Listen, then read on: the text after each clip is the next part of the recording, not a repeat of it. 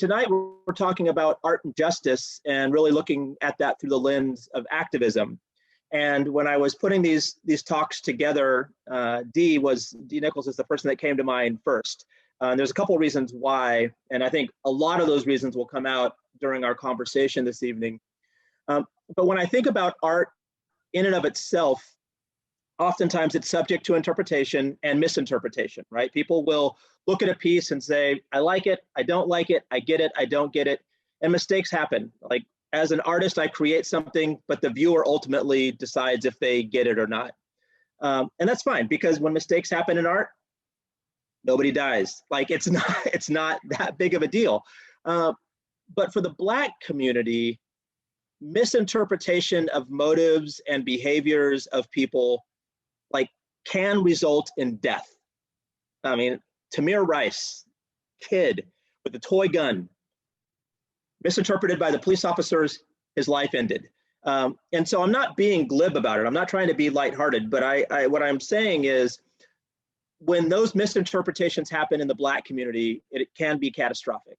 And in the Black community, many people, Tamir Rice being one of them, but many people are denied justice. And when those individual voices, individual lives are extinguished or voices not heard, a collective voice will step in. And that's really what I see in the role of activism, that it becomes a collective voice to speak for or on behalf of those whose voices have not been heard or whose voices unfortunately have been extinguished.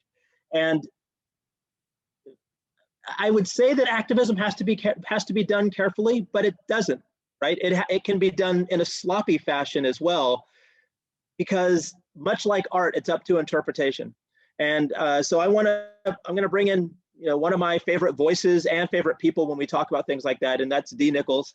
As I'm doing some little spying on how do I introduce D. By the way, I've never known how to introduce D, because when there's a statement that labels are disabling, I would put that with D is more than any label I can come up with. However, I did notice a new label in her Twitter bio, which is Senior User Experience Researcher for YouTube. That's new, isn't it, D? Brand new. Okay. New as last week. Yeah. Yeah. Tell us a little bit about that, and then we'll get into some of the Q&A. But what's your new role? I feel like this is breaking news on art and. Yeah, I haven't, sent a major announcement yet, primarily because I was warned not to. I was going to make a YouTube video because why not? I work for YouTube now. But I was told to wait until I learned more about the role, because there might be questions of other YouTubers saying, hey, can you help me do this? What's the algorithm? Do you know these answers? And I don't know any answers yet. But what I can say is that I was recruited into this role back in November, and it's been a 2-month interviewing process, 9 total conversations just to get this role. But it's newly created with the focus on user experience and product inclusion, primarily emphasizing the experiences of Black content creators, storytellers, filmmakers, music artists, etc., who utilize YouTube in the US, the UK, and different countries in Africa. And so I was tapped and recruited by an alum of WashU, someone who I knew when I was an undergrad. And in 2017, I got to visit and just fell in love with the place. And I'm a YouTuber myself, not as consistent as I used to be, but I love the platform and I nerd out about it. And even in St. Louis, used to run the St. Louis YouTubers meetup group. And long story short, in this role, I primarily get to hang out with cool YouTubers, Black YouTubers, and understand their needs, understand how they create content, why they create content, the communities that they're involved with, the issues that they care about, and relay that back to our engineering, marketing, and research team in order to improve YouTube as a platform. And I've heard horror stories and glory stories of the YouTube interviewing experience, any of these big tech firms and the interviewing experience. I must say, I think if there's a person that would fit this role, it is a person like you, somebody that not only as a user and a creator of content on the platform, but also understands the importance of relevance and voice, and making sure that the right populations that historically maybe haven't been part of the design process, to have a voice, both as content creators and users of the platform, but also that will help shape the product going forward. Exactly. This role was totally created for me. I should send you the job description. It's like checking all the boxes, and it was an undeniable decision that I was the person for this role, even with going through 9 interviews. But that's just a part of their process. Part of the thing for me was that following the murder of George Floyd last summer, YouTube made a commitment, a multi-year global commitment of $100 million to support Black YouTubers, but more so to support the stories, the documentaries, the films that were coming out about racial justice issues, and just amplifying the voices. It's called the YouTube Black Voices Fund, and it's great to see that like there are people who I've been in like shared space with who are a part of this fund, creators that I've admired, some that I've been wanting to know. So this is a great chance to meet some cool people. But something that I believe will be very powerful. And for me as a YouTuber, I always saw it as my hobby. But in many ways, it has informed and amplified my career in so many ways, whether that's people finding me online and saying, hey, I saw your video about XYZ. Can you come speak to my audience? Or can you work with us? Can you organize this? Even down to my book, which we'll have to talk about later. But, you know, it has had a profound impact on my journey. And it's great that now the thing that was my hobby becomes like more central in my career, in my profession. Well, that's a nice segue into this first, direct question that I wanted to ask you, and that is a little bit about your journey. I think I met you and knew you first from the arts community through your work at CAM and through the arts community, and then we got to know each other, and I got to experience some of the art that you created and the work that you created yourself. But when you look back on your journey, talk to me a little bit about your work as both an artist and an activist, and where did you first, is there an origin story of where you saw those worlds colliding the first time, and what was that like? Definitely. The earliest that those two collided was in 7th grade, believe it or not. I was always an art student. I was always that kid with all the art supplies. And I remember in 7th grade, I was one of a few Black kids at this very white and very conservative public school in the county. And there was a lunch break where I had all of my art supplies out on my desk. And one of the white students took my markers, and he took some paper and started drawing swastikas all over the Jewish students' desk. And I confronted him directly saying, this is hateful. You shouldn't do that. Why did you steal my stuff to do this? And he was like, well, I would never do it to you. You're one of the good N-words. And I was just like floored. And so I fought. At that time, I didn't have all the diversity training and leadership training that I have now. I got suspended from school for fighting this racist kid.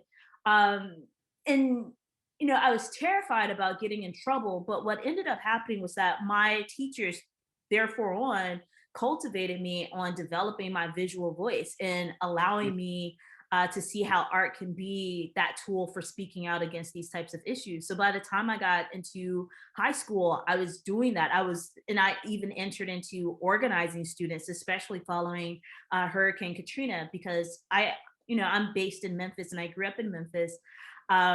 We had a lot of students coming up from the Gulf, from New Orleans. And so that organizing took me into college. And when I started studying design, I didn't necessarily want to just design, my assignments with, what was it like? cereal boxes and redesigning signs. I really wanted to make a statement, and I took a course called Voice that just transformed my life. And as a student organizer on campus, just started to merge those worlds together, and it's continued ever since. Well, voice is so critical, and what a great class to even think that that exists. I look back on my college career, and I look back when I mentor and talk to young people, I tell them to look for those obscure classes that they think don't make any sense or just seem like an obligation in order to accomplish something else, and pay attention to those classes, because in 15, 20, or 30 years, they're going to look back and see at how much that one obscure class shaped, what they ended up doing, much going forward. And I think back to, I took a couple of art classes in high school and college, and I took them as what I thought were easy A's, right? Like, if you're in a traditional program, you're like, I'm going to take art, so it could be my easy A. But then I remember all my color theory from those art classes, and helps me pick out Adidas whenever I want to wear Adidas, or sit in a red room at the Angad, because I understand the power of color. But for my art practice, which again is very nascent and just emerging for myself, I was able to do this exhibit at the Angad Imperfect Pixels, and in that exhibit, I asked the viewers to focus on a few of the Black lives that have been lost over the years, 9 of them specifically. And I want to ask you, as an activist, in what ways do you see activism playing a similar role, asking people to pause and focus on a specific moment? Yeah, activism or issue, not moment or issue. Yeah. Yeah, in many ways, it's an alarm clock. It's the way that we gather in order to collectively wake ourselves up to the things that have been dormant or ignored or silenced. And so I think that activism at large has the power to bring awareness, to turn on the light, to shift perspectives, to put things in your face to where they are undeniable. You can no longer avert your eyes to these issues because of the activism. However, as an organizer, for me, that's where I find the most power in terms of how do we. One quote that I say with the organizers that I lead in Design is Protest is like one band, one sound from the movie Drumline. And organizing becomes that gathering space of mobilizing ourselves in unison, in many cases with focus on specific issues. So when we say that Black Lives Matter, like we are very specific in other intersections of that identity, it gets even more broken down. And so I think there's power to directing attention, directing movement, mobilizing in that way. And then with being an artivist, I think that part of the power for me is that everyone may not read the headlines or the news articles about these issues. Everyone may not be able to understand data sets and spreadsheets and visual information. So art becomes that other language, that other voice by which we can connect and understand. Sometimes I can feel so much more from a mural of someone who's been slain, or an art installation about an issue versus listening to a conversation about them. So I think that sense of versatility in the ways that we can creatively tap into people's pain points, people's common like shared interests and shared humanity, I think is very powerful in terms of breaking down activism and really looking at all of these different forms that live within it. In a marketing class I took a long time ago, and even in marketing work that I used to do, it was all about reach and frequency, like how far do you get the message out there and how frequently. But there's this other piece, which is I think what you're saying, and that is the diversity of the message, right? Through activism, it can be a march and a walk down the street and a chant with a call and response, or it can be a mural that's up for 5 years, or if it's a city of St. Louis and they don't like what's painted in the street, it's up for 5 minutes.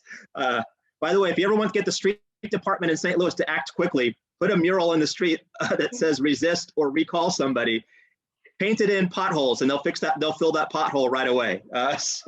So real. Activism for infrastructure work, I guess. Indeed. But with that, the diversity of message is really critical. Are there some projects that you've been a part of that have provided, I guess, a diversity of message that's kept a conversation going a little bit longer than maybe normally would have happened? Heck yeah. I mean, there's so many that I could talk about. A lot of the projects that I've led have been collective. So I want to say that by saying that I might say a few times as I share some of these, but there's a team for every project. Some of those include me and Attilio with Faces of the Movement. You bought one of those pieces.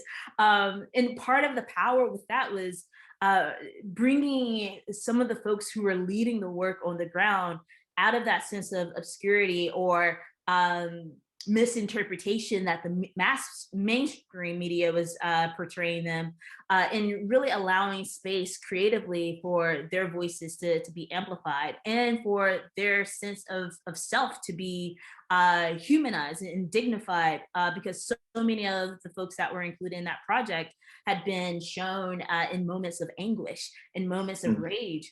And so that became, in many ways, an ethnographic look at how can photography help us tell a fuller story of what's happening here on the ground. With the Mirror Casket project, that was one that came from a series of nightmares that I was having. And the artists who came together to help not only build that, but activate it by walking it from where Mike Brown was slain all the way to the Ferguson Police Department, and then subsequently across the whole state. That was something that was not planned, was not necessarily a part of the idea, but it took a life of its own, and it stayed relevant because of the people's response to it and their interpretation of it all. I used to work at one of the local museums. I did a lot of great work while I was there, but I ended that role in a way that was also in protest. And in a wonderful way. Yeah, glorious. In a glorious way. That's where I was, in a glorious fashion. Yeah. But with that, part of it was using writing as a form of protest, publishing my words for others to consume, but also working with women artists from across the city to blast that space with sticky notes, which was an inspiration from the Sticky Notes of Self project that I used to have. I mean, I still have it, but I've moved on to some other things. But those are just a few examples.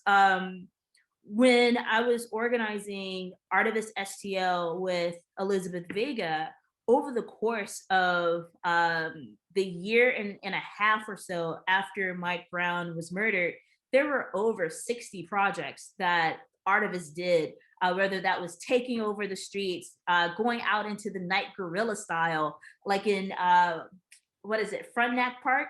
Frontenac?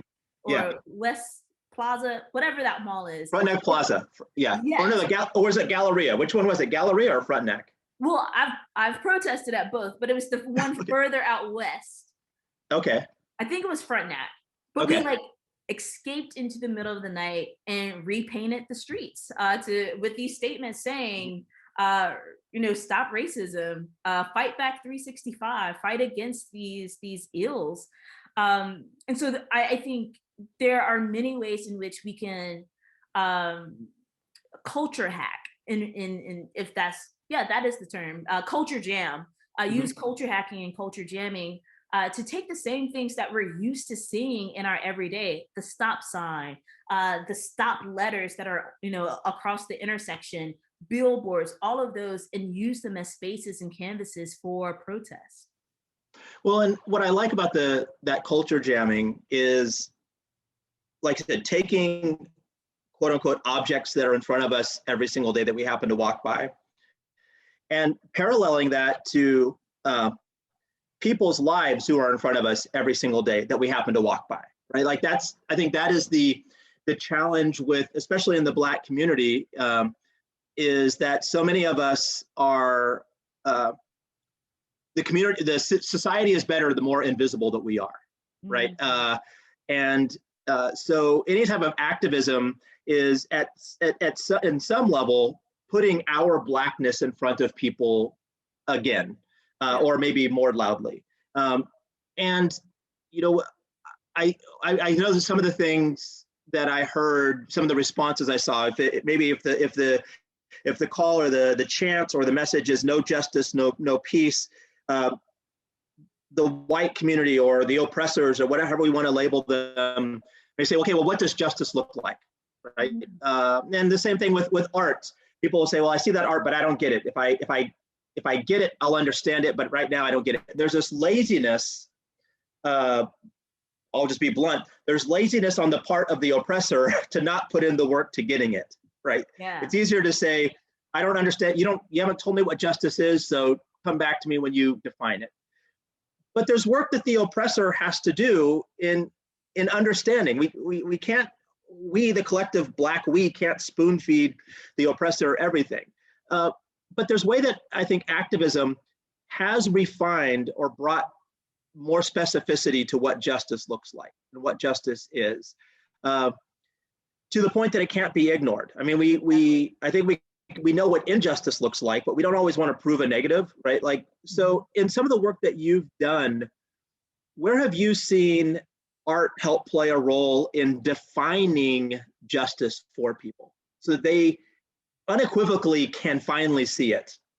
Yeah, I think you're spot on with the word lazy. I think, the definitions of justice, the visions for justice, and not just justice, but also liberation, they are out there. We are manifesting liberation practice just as much as we are advocating for social justice.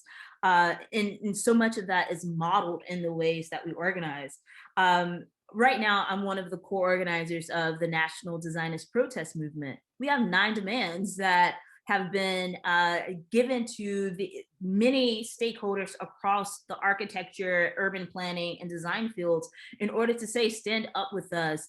Here's what we're defining as justice. And these 9 demands are not new. They're not completely unique to just us as designers coming together. So much of this is built on the legacy of the Black Panthers and their 11-point system. So much of that is built on the civil rights movement. Like, we are a part of a larger iteration of all of these cries for justice that have been existing. And so I think, in accordance with the movement for Black lives, part of that is abolishing the police. We have had communities where there have been other models of community safety and policing happening, and those can be insights for how we can do this on a national scale. When we say that we don't want hostile architecture disallowing people the ability to navigate or sit in space without harassment just for the color of their skin or what they're wearing, that means to our field that, hey, we need to divest from contracting with organizations and corporations that are asking us to build these ugly ass benches in the middle of sidewalks, or other forms of hostile architecture as well. So I think, art can play a large part in how those types of demands start to manifest and resonate with people. Part of it is going back to culture jamming. Part of how I've seen it has been like these very witty and whimsical art forms, but more so craft hacking that I've seen, like the yarn bombing, those types of things that bring attention to a tree. And once you get to the tree, there's a note about, climate change or something. Thinking about even in most recent protests this summer about the sculptures the monuments that came down, and specifically the monument in Richmond that didn't come down, but people made it something altogether new. And many demands, many outcries for justice are spray painted onto that thing. I think about the Equal Justice Initiative, the ambition of putting these monuments out into all of these cities where lynching had happened, and being able to have a conversation with people about why we must resist any policy, any notion, any cultural inclination to still be lynching people in today's era. And so it exists. Art has a lot of power with that. I think it is upon us to see it, to amplify it, and to really respond accordingly. You mentioned the Black Panthers and their 11-point plan. You mentioned the civil rights movement. Just based on being a student of life and a student of history, Dee, are there is there art or artists from the past, that really speak to you? Yeah. So I'm gonna use this moment to give a shameless plug for my book. That's quite all right. Yeah. So while I was at Harvard for the Loeb Fellowship, a publisher in the UK reached out to me and said, "Hey, we've been thinking about writing or publishing this young adult, like teen book, creative nonfiction, titled The Art of Protest. And we came across your TED Talk and this article that Angela Davis wrote about the Mayor Casket. Mhm. And this book, The Art of Protest, that just got launched. Just got announced this past Friday. Comes out in September. That's my shameless plug. Buy my book. But within it, I write about a lot of historical precedents of art being utilized for protests as protest artifacts. Some of the artists that really resonate with me aren't necessarily always included in the canon of activism. Mhm. But for me, and she's contemporary, but Kara Walker, her way of just retelling the story, putting the graphic and sometimes the gruesome in your face in these subversive ways through her silhouettes. Ai Weiwei, he has this project, I'm blanking on it, but it uses backpacks of children to make a statement about the abuses that have happened to them. I love the AIDS quilt of I think it was the 90s, but it was in response to the 80s. Things that are at a massive scale tend to have a lot of impact, especially when it reaches that scale from the individual contributions of people. And quilts are that thing. And for me, a quilt is very much a metaphor of how I like to look at my own work and look at my own practice. So I would say that's an inspiration. But going super far back, Picasso, his Guernica piece, like that was sticking it to political leaders about the war. And so I think there are a lot of sources that I pull inspiration from, and a lot of precedents that I like to lift up. And then I think looking forward, we could look back for a couple of weeks to look forward. But the role of Amanda Gorman during the inauguration, and yes, she got to write a poem for the Super Bowl too. Fine, that's great. But it's more importantly, the incorporation of the arts and Black voices, going back to the voices idea, Black voices through the arts at the inauguration. Again, I didn't give you this question in advance, but I know that you were aware of Amanda. Tell me a little bit about how that level of representation on that type of stage, for that type of voice, for that type of spoken word art, how is that important going forward? One thing that you left out about that is at that age. At that age, yes. That And because young people are often given patronizing seats at tables to be on a board and run social media for a nonprofit or something like this. Was at that age. Thank you. Yes. That to see a young Black woman who looks younger than what she is, I can relate to that. You know, she knew what her responsibility was, not just for that moment, but for the culture. And going back to the great Nina Simone of the power of being an artist, of reflecting the times, she did that so poignantly that, you know, for her personally, it drove her book sales up, you know, overnight. Like, the book's not out yet, but people want to read and consume more of her words. But I think and unfortunately, Dee, being on this interview will not have the same impact on your book sales as Amanda Gorman's had on the inauguration. I'm just going to apologize. I have some reach, but it's not inauguration reach. All good, all good. But I will buy at least 1 or 2 copies, one for myself, one for the little free library in Old North. But more than, like, you know, that shallow or transactional token of a successful moment, what she did was shift the energy. She shifted the spirits of people. There were so many lines, and I don't want to butcher her words, but where she spoke about light, spoke about vision and our ability to see beyond right now if we just allow ourselves to, if we just have the courage to. And I think that fired a lot of people up, and we need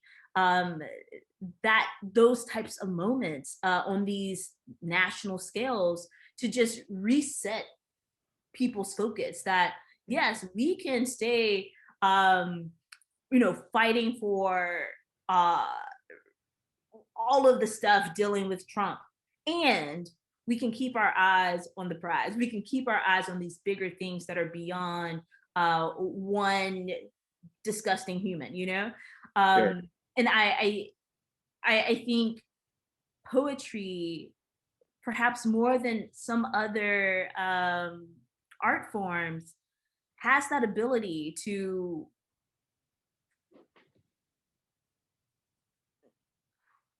I'm searching for the word, because I don't think the word inspire is strong enough, but it has a way of moving you in a spiritual way more than some other forms can. And I'm not articulating this well, but when I hear a good poem, when I hear a poem that resonates, it sits with me. There's a cadence that becomes, you know, like the mantra of my days following, you know? And that stickiness of poetry, I think, is very powerful to deploy in a moment like this, politically, where there's a lot of rhetoric, there's a lot of catchy buzzwords and phrases. But in the midst of that, to bring in poetry, I think, just like I said, shifts the atmosphere of how we speak about these issues and how we reflect on them. It almost takes this idea of catchy buzzwords and phrases and distills it down to a concrete narrative, right? Like a poet, I mean, I don't remember how many weeks ago it was when former President Barack Obama, you know, claimed that defund the police it has to move beyond being a slogan, right? Yeah. Come on, brother, work with us here. We're like, you know, it's deeper than that. But when the way that a poet can take a number of things and create a concrete narrative around it, like you said, sticks with you for days afterward. I also thought the other thing that's neat about a moment like this, and we'll kind of wrap up with this idea of activism, is it's also a collective moment that's a shared experience, right? So however many millions of people were watching the inauguration, got to hear Amanda Gorman's words, live tweeting. I think you and I both tweeted something at around the same time about her turn of phrase of justice and just us, and like that, like the way that hit. But in activism, there's this collective moment as well, the shared experience. So outside of art, just thinking about your life, looking back, looking forward, how important are shared experiences to you? That being part of a collective moment or movement? Critical. It is so critical. I am not me without my community. I'm gonna say that again. I am not myself. I am not me without my community. And this pandemic, prior to leaving St. Louis and prior to this pandemic, I was leading a lot of efforts that gathered people. Food Spark gathered people every month over a shared meal to talk about ideas and issues, sometimes fund them. The meetup group, the YouTube meetup group, a community for myself to nerd out with other people about this shared thing that we love to do, which is create content and videos and vlog stories and teach. Right now, with organizing designers protests, it's all virtual. Most of the folks that we're organizing with, I've never met in person, but we have community. And part of what it is about community and community building is that sense of ritual, finding those shared norms, finding those, what I used to love to call common cultural denominators, those cultural universals that no matter what our differences are, we have this together. We share this. I think that right now in our world, where there's so much division, where there's so much isolation, community building is something that I wish everyone had the skill at, because we can solve so many issues just by connecting together. And I remember from your experiences with Venture Cafe, the notion and power of serendipitous collisions and being able to connect in that way, I think is so tremendous and critical for not just activism, but living, for active living. I often will tell young people, if I bring them on as for interns, that there's two things I want them to, two skills that will serve them well long into life. The ability to convene people, the power and the skill set to convene, and the ability to create and align agendas. Yeah. There's a lot of other things you can do, but if you do those two things really well, you can end up as a senior UX researcher at Google with a book deal coming out in September. Dee, thanks so much for it's so good to, first of all, just to catch up with you. Congratulations on the new role. Thank you. San Francisco, the Bay Area, is a crazy place, but it's also a very wonderful place. Yeah. But thank you for being a mentor. I won't be leaving St. Louis forever. Well, yeah, I know. Well, hey, you know what? And this is a virtual world. We'll always have a way to connect. But I want to say thank you for being a mentor to me and an inspiration to me. I don't want to use inspiration because that seems somewhat cheap, but the times I've been able to interact with you, have been thought-provoking and have resonated with me long after. So thank you for the impact you've had on my life and the life of others. And I have art of yours in my house, and it makes me really happy. Yeah. No, the feeling is definitely mutual. Whenever I think about a lot of issues that I care about in St. Louis, I'm constantly tapping into, well, what would Travis do? You know, like how would people who are a bit more advanced, who are, masters at problem solving on these civic skills, like what might you do, and how might we start to do more of this work better and together. I should not have said that, because remember that campaign? Never mind. Better and together. Better and I like better and together. I think this is good. Better and together. Well, thank you for spending 45 minutes with me. This has been both better and we got to do it together. Yeah. For folks that are watching and viewing this, we'll do it again next Wednesday with Darren Jackson. I'll be in a different colored room at the Angad. And by the way, speaking of the Angad, yes, shameless plug, my work is still on the first floor, Imperfect Pixels. But there's also a number of other Black artists who have worked throughout the hotel. Go to the Angad's website, Angad Art Hotel, and you could book a free and curated tour of the space with the team here. Take a look at this. In the midst of a pandemic, and sometimes we feel disconnected because we're not able to visit our art institutions or be inspired and connect to artists that we love. There are ways to still do it, and the Angad has, through their exhibit, both mine and the larger exhibit, has made that available. So please go to visit the Angad's website and book one of those tours. Dee, thanks so much. Yes, thank you, and much thanks to the Angad. I got to stay there back in, I think, September or October, and it was just so lovely. So much love to that team. It's a lovely place. Yes. All right. Take care, everybody. We'll do it again next week. Bye-bye. Bye, Dee.